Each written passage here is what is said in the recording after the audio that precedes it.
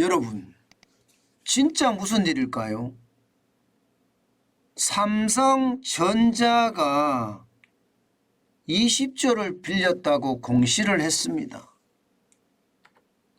삼성 디스플레이로부터 20조를 빌렸다는 얘기예요. 저는 이 기사를 보면서 말입니다. 솔직히 깜짝 놀랐습니다. 왜 놀랐느냐? 아니, 삼성은 지금까지 현금 부자라고 했잖아요. 실제 지표로도 계속 발표가 됐었습니다. 2018년만 하더라도 98조가 있다. 2022년 상반기, 작년 상반기입니다. 124조가 있다. 뭐 하반기까지 하면 거의 130조에 근접하겠죠. 이렇게 현금이 어마어마하게 쌓여 있다. 이렇게 알려져 있는데 왜 삼성 디스플레이로부터 20조를 빌렸을까? 이것은 여러분 궁금증을 자아내기에 아주 충분합니다. 그러니까 이게 반도체 업계에서도 삼성이 왜 저러지? 이렇게 이야기를 하고요. 심지어는 금융시장에서까지도 하루 종일 술렁술렁이었습니다. 게다가 여러분 차입 기간도 굉장히 깁니다. 2025년 8월 16일까지 이자율은 연 4.6%고요. 장난 아니죠. 저는 이것이 말입니다. 어쩌면 말입니다. 이만한 현금 부자가 없다는 그런 삼성전자의 이야기가 시장에 쫙 퍼져 있는데 이렇게까지 차입을 하고 또 공시를 한다는 것은 여러분 저는 충격으로 느껴집니다. 삼성전자 입장에서는 웬만하면요 여러분 이게 공시를 해서 시장을 흔들 이유가 없거든요. 그런데 공시까지 해서 시장을 흔들었습니다. 현금이 124조 내지는 130조까지 있다고 하는데도 말입니다. 이 말은 무슨 뜻일까요? 결국 말입니다. 삼성은 현금성 자산이 굉장히 많기는 한데 실제로 투자할 돈은 좀 부족하다 이렇게 이야기하는 겁니다. 특히 삼성전자 본사에는요 아마 돈이 없는 것은 아닌가 이렇게까지 이야기합니다. 그러면 그 돈이 어디 있느냐? 대부분 해외 법인에 있는 것으로 그렇게 생각이 되고요. 또 현금성 자산이니까 지금 당장 팔 수 있는 그런 상황이 아니라고도 해석이 됩니다. 그러니 시장은요 아무래도 의심의 눈초리를 솔직히 볼 수밖에 없습니다. 공시까지 했기 때문에 더더욱 그렇습니다. 물론 삼성전자는 초격차 기술을 확보한다는 차원에서 자금이 더 필요하다. 그런 수순이라고 이야기는 합니다. 실제 말입니다. 연간 시설 투자 반도체가 2022년에 47조 9천억 원이나 투자를 했거든요. 2021년에도 43조 6천억 원이 투자했고요. 이게 2020년에도 보면 32조 9천억 원을 투자했습니다. R&D에 대해서도 투자를 계속 늘리고 있는 것도 사실입니다. 2018년에 18조 6,600억 원이 지금 작년에는 24조 9,200억 원 정도 투자를 했으니까 계속 늘리는 것도 사실이에요.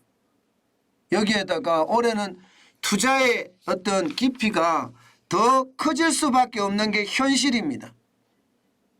왜냐하면 반도체 시장의 지각 변동이 엄청나게 일어나고 있잖아요. 기본적으로 말입니다.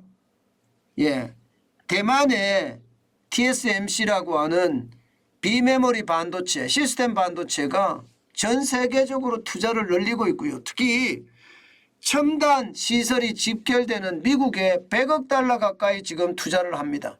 아니 100억 달러가 넘지요. 삼성도 마찬가지 비메모리 분야를 적어도 2025년까지 세계 1등이 되겠다 이야기하는데 투자 안 할 수가 없거든요.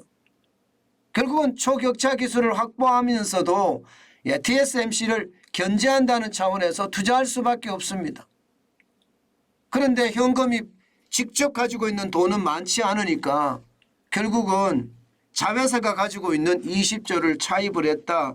뭐 그렇게 예상할 수가 있는 겁니다. 여기에다가 R&D도 지금 그 어느 때보다 굉장히 빠른 속도로 투자를 할 수밖에 없어요. 왜냐하면 말입니다. 지금 3나노미터 기반의 반도체를 양산하고 있거든요. 그런데 미국의 업체들은요 이미 1나노까지 들어갔다. 연구 개발이 말입니다. 이렇게 이야기합니다. 그러니까 삼성전자도 적어도 말입니다. 2027년까지는 1.4나노 공정을 도입하겠다. 이렇게까지 이야기했거든요. 그러면 투자를 많이 할 수밖에 없겠죠. 적어도 말입니다. 적어도 저는 어마어마한 투자를 해야지만이 따라갈 거예요. 결국 말입니다. 삼성전자는요. 제가 보기에는 비상수단을 동원한 거예요. 지금 세계시장의 어떤 도전, TSMC가 비메모리 쪽에 강화벽을 굉장히 많이 치는 거고요. 미국의 마이크론 테크놀로지나 하는 이런 첨단 기업들이 한국의 메모리 시장에 또 도전을 하잖아요. 여기에다가 중국의 어떤 성장세가 만만치 않으니까 투자를 안 하고는 못 보긴다. 그래서 비상수단을 동원해서 20조 원을 빌려서 지금 투자를 하는 거다. 이렇게 생각이 됩니다. 게다가 말입니다.